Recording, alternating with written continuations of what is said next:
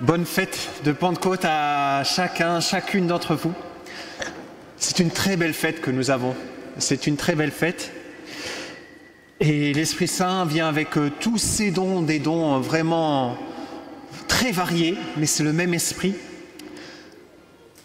Alors je vais me limiter seulement à 3 points, ne vous inquiétez pas. Je me suis dit, pour vous aider à retenir ces 3 points, je vais prendre 3 lettres. PVC. Comme le plastique, là, vous connaissez bien, le PVC. Donc à la fin, on verra si vous avez retenu à quoi elles correspondent, je ne vous le dis pas tout de suite. Je vous donne la première. P comme Pâques sans Pentecôte. Quelle est la plus grande fête des chrétiens? C'est Pâques. Pâques, c'est la plus grande fête des chrétiens. Pourtant, Pâques sans Pentecôte, ça ne sert à rien. Ça sert pratiquement à rien. Si nous ne recevons pas l'Esprit Saint, ce qui s'est joué le jour de Pâques dans le mystère pascal, la mort, la résurrection du Christ, ne vient pas jusqu'à nous. Nous n'en cueillons pas les fruits. Et alors, ça nous est d'aucune utilité. Ça nous reste bien loin. Nous savons des choses sur Dieu. Nous savons que Jésus est mort, qu'il est ressuscité, mais ça ne devient pas notre. Ça ne fait pas partie de notre vie. Et il fallait, et Dieu voulait que chacun puisse recevoir cette vie du Christ, cette vie donnée du Christ. Et on voit que les langues de feu, le jour de Pentecôte, viennent sur chacun des disciples. C'est pour chacun. Dieu, en envoyant son Fils, voulait que sa vie rentre dans chacun de nous, que nous en prenions possession. Sinon, nous n'avançons pas, nous n'allons pas plus loin. Et notre vie chrétienne est une vie chrétienne où on connaît des choses sur Dieu, mais elles ne viennent pas jusqu'en nous, dans notre cœur. Ça, c'est Pâques sans Pentecôte. C'était la première lettre. P. V, maintenant. Comme la venue du Saint-Esprit, le Saint-Esprit vient, et c'est soudain. Parfois, c'est très soudain dans nos vies. Nous ne l'avons pas préparé, il vient comme cela. Et c'est ce que nous avons eu dans la première lecture. Vous voyez, les disciples étaient réunis pour cette fête de Pentecôte, eux aussi, cette fête juive pour eux, 50 jours après Pâques. Ils étaient là, tous ensemble, réunis. Et puis, soudain, il y a quelque chose qui se passe, quelque chose qui va changer, qui va tout changer dans leur vie. Et ce soudain, c'est très important parce que souvent dans nos propres vies, c'est pareil, l'irruption du Saint-Esprit. Cette semaine, je suis parti avec un groupe de collégiens à l'abbaye de Ourscan. C'était des 6e, 5e du collège Saint-André. Et bon, on ne va pas donner des noms pour la discrétion, mais à un moment donné, nous avons proposé une soirée d'adoration. Et puis, il y a des jeunes qui sont venus raconter en disant « Non, c'est la première fois que je vis quelque chose comme ça dans ma vie. Je suis rentré déjà plein d'autres fois dans des églises, mais vraiment rien du tout. Ça ne m'a rien fait, je me suis ennuyé. Mais là, il y a eu quelque chose d'autre. Il y a eu comme une connexion, quelque chose qui s'est fait, un soudain, quelque chose d'incroyable.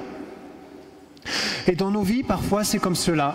Nous pouvons aller régulièrement à la messe, puis un jour, hop, il y a quelque chose qui se passe. Un soudain. On voit les mêmes choses différemment avec le Saint-Esprit qui vient dans nos vies. Il vient pour quoi faire? Pour nous faire connaître ce Jésus-Christ, mais de l'intérieur, c'est ce que disait notre évangile, lui me glorifiera. Il me glorifiera auprès de vos yeux, il donnera du poids à ce que je suis. Il rendra témoignage, et pour rendre témoignage, c'est pour ça qu'il donne tous ses dons, On peut se demander, mais pourquoi les disciples ils parlent en tant de langue? À quoi ça leur sert de parler dans tant de langues aux disciples? À quoi ça sert? En fait, l'Esprit Saint, il veut faire connaître cet amour de Dieu, il veut le faire connaître à tout le monde. Et je vous ai dit que le jour de Pentecôte, il y avait plein de monde qui était à Jérusalem. Tous des Juifs, mais ils ne parlaient pas tous hébreu ou araméen. On sait qu'à l'époque de Jésus, il y avait 10 à 15% de personnes qui parlaient grec à Jérusalem. Parfois, on parle des Grecs qui viennent voir Jésus, c'est pas qu'ils étaient des païens, c'était des Juifs. Et voilà, des Grecs. Mais tous entendaient la parole de Dieu dans leur langue. L'Esprit Saint, il vient pour que nous puissions témoigner aussi de cet amour de Dieu par notre propre vie. D'abord, il change notre propre vie, et c'est donc que nous avons eu dans la deuxième lecture, en fait, le fruit de l'Esprit, parce qu'il nous unifie. Amour, joie, paix, patience, bonté, bienveillance, fidélité, douceur, maîtrise de soi. L'Esprit Saint, d'abord, il change nos vies, et après, ça rayonne. Ça vient changer autour de nous. Nous sommes capables de témoigner autour de nous de cet amour. Si vous vous souvenez que c'est à l'amour que nous aurons les uns les autres qu'on reconnaîtra que nous sommes disciples de ce Christ.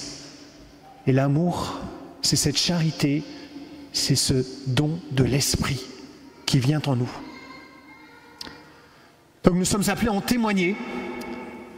Moi, ce que j'espère, c'est que ces jeunes qui ont vécu cette expérience à Ourscan, ces quelques jeunes, au moins il y en a plusieurs, tous n'ont pas vécu cela, c'est clair, mais quelques-uns.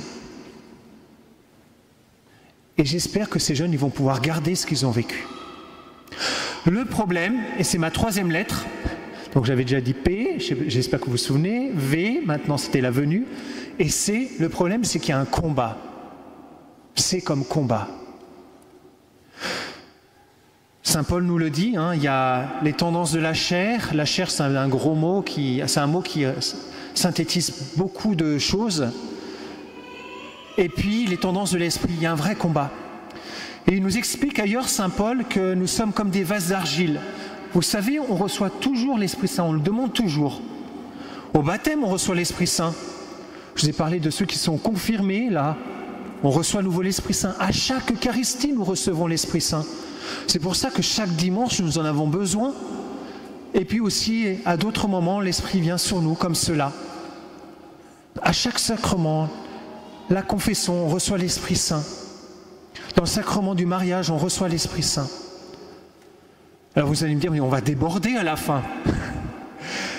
Eh bien non, parce que Saint Paul nous explique, et je reviens à ce que je disais, que nous sommes comme des vases d'argile, un peu fêlés, bien fragiles. Et si vous imaginez l'Esprit Saint comme un liquide, ça coule, ça coule, ça coule et ça diminue. Il faut revenir re-remplir, sans cesse et sans cesse. C'est comme dans un couple où on a pu recevoir quelque chose de très fort dans la relation, mais au bout d'un moment, c'est ce qu'on a, parfois, ça peut s'épuiser, on fatigue. Et c'est bien de prendre du temps pour recharger de temps en temps. Demander aussi à l'Esprit Saint de venir dans nos vies, recharger. Le problème, c'est que nous oublions. Nous oublions de demander à l'Esprit Saint. Et tout diminue. Je peux vous donner un exemple personnel, très concret.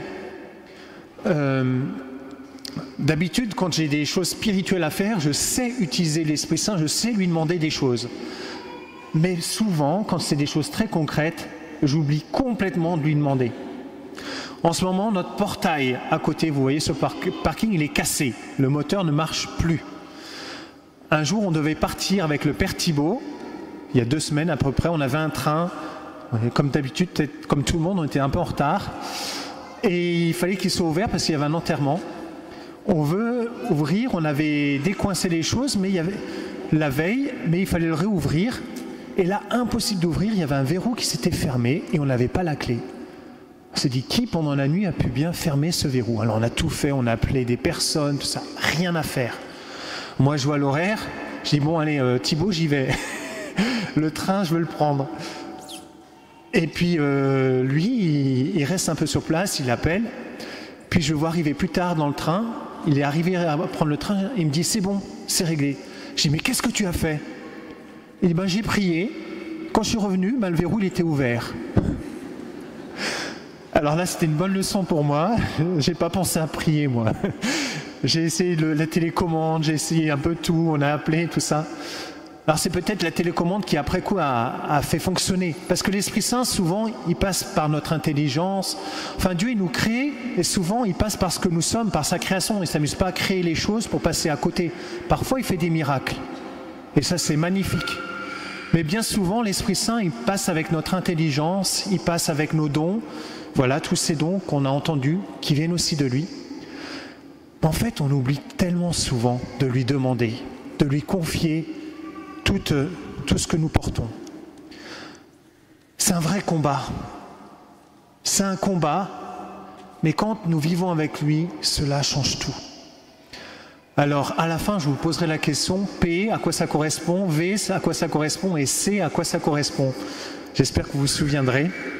En tout cas, je vous souhaite une bonne fête de Pentecôte et j'espère que chacun d'entre nous pourra recevoir cet esprit avec tous ses dons, parce que c'est un esprit de Dieu. Dieu veut nous renouveler et que cela ne reste pas très loin, comme une Pâque sans Pentecôte, mais que cela vienne dans nos vies et que nous puissions tenir bon dans ce combat. Amen.